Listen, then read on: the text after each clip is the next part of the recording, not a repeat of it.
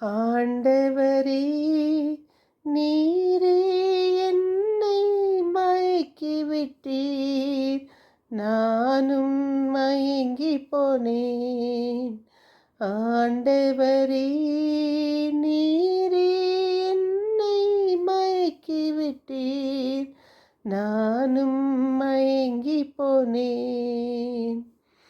எளியோர்க்கு நற்செய்தி சொல்லிடுவாய், விடுதலை வாழ்வுக்கு உழைத்திடுவாய், உலகிற்கு ஒளியாய் விளங்கிடுவாய், உண்மைக்கு சாட்சி சொல்லிடுவேன். அஞ்சாதே என் மகளே, உன்னோடு நான் இருப்பேன். கலங்காதே என் மகளே, கரம் பிடித்து நடத்திடுவேன். உலகம் முடியும் வரை உன்னோடு நான் இருப்பேன். உலகம் முடியும் வரை உன்னோடு நான் இருப்பேன். ஆண்டவரே, நீரே என்னை மயக்கிவிட்டீர், நானும் மயங்கி போனேன். ஆம், ஆண்டவர் நம்மை தினமும் மயக்கி அவர் நம்மோடு உலகம் முடியும் வரை நம்மோடு இருக்கிறார். 7:7-24 இருக்கிறோம். இன்றைய முதல் வாசகம் எசேக்கியா நூலிலிருந்து 2:2-5. அந்நாளில் ஆண்டவர் பேசுகையில், ஆவி என்னுள் புகுந்து என்னை எழுந்து நிற்கச் செய்தது. தங்களிடையே ஓர் இறைவாக்கினர் வந்துள்ளார் என்பதை அறிந்து கொள்ளட்டும். இன்றைய இரண்டாம் வாசகம் 2 கொரிந்தியர் 12:7-10. நான் என் வலுவின்மையை பற்றித்தான் மனமுவந்து பெருமை பாராட்டுவேன், அப்பொழுது கிறிஸ்துவின் வல்லமை என்னுள் தங்கும். இன்றைய தூய நற்செய்தி மார்க் எழுதியது. சொந்த ஊரிலும் சுற்றத்திலும் தம் வீட்டிலும் தவிர மற்றெங்கும் இறைவாக்கினர் மதிப்பு பெறுவர். என் இனிய உறவுகளே, நாம் தொடரும் சங்கீத தொடர்ச்சி 31:16-17. உமது முகத்தின் ஒளி அடியேன் மீது வீசும்படி செய்யும், உமது பேரன்பால் என்னை விடுவித்தருளும். ஆண்டவரே, உம்மை நோக்கி மன்றாடினேன், என்னை வெட்கமுற விடாதேயும். பொல்லார் வெட்கி போவார்களாக, பாதாளத்தில் வாயடைந்து போவார்களாக. பொய் பேசும் வாய் அடைப்பட்டு போவதாக, செருக்கும் பழிப்புரையும் கொண்டு நேர்மையாளருக்கு எதிராக இருமாப்புடன் பேசும் நான் கட்டுண்டு கிடப்பதாக. நீதிமொழிகள் 15:13-14-15. அகமகிழ்ச்சியால் முகம் மலரும், மனத்துயரத்தால் உள்ளம் உடையும். விவேகமுள்ளவர் மனம் அறிவை நாடும், மதிக்கேடர் வாய்க்கு மடமையே உணவு.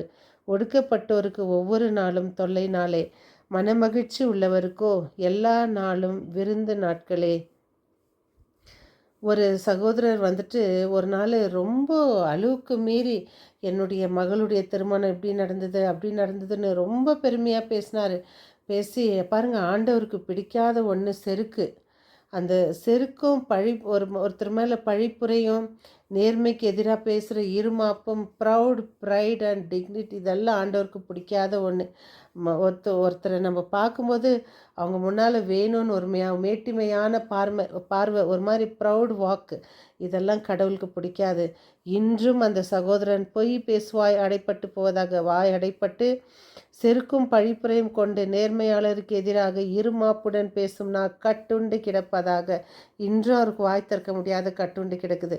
ஆண்டவரே, இதெல்லாம் பார்க்கும்போது நீங்கள் எழுதி வச்ச ஒரு வார்த்தையும் எக்காலத்துக்கும் அது உகந்ததாக இருக்குதுன்னு நம்ம இறைவனுக்கு நன்றி செலுத்தணும். ஒவ்வொரு நாளும் நாம் இறைவனுக்கு நன்றி செலுத்துவோம். ஆவியானவர் நமக்குள் செயல்படுகிறார்.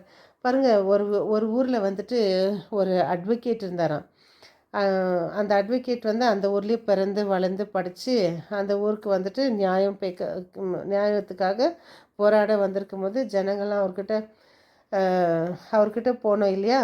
ஆனால் இந்த மக்கள் என்ன பண்ணாங்க, ஆப்போசிட்டாக அவர்கிட்ட போகாமல் பக்கத்து ஊருக்கு போயிருக்காங்க. பக்கத்து ஊருக்கு போனப்போ இந்த அட்வொகேட்டுக்கு மனசு ரொம்ப கஷ்டமாக போச்சான். ஏன்னா 2 பேருமே ஒரே கோர்ட்டில் தான் சந்திக்கணும்.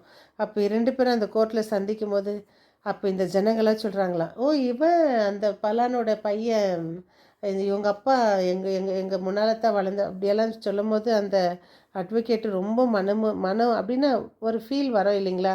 கடைசியில் அந்த கோர்ட்டில் அந்த இவரால் முடியாதது திரும்பி வந்து இவர்கிட்டயே அந்த கேஸை இவங்க வெற்றி பெற செஞ்சாங்களாம்.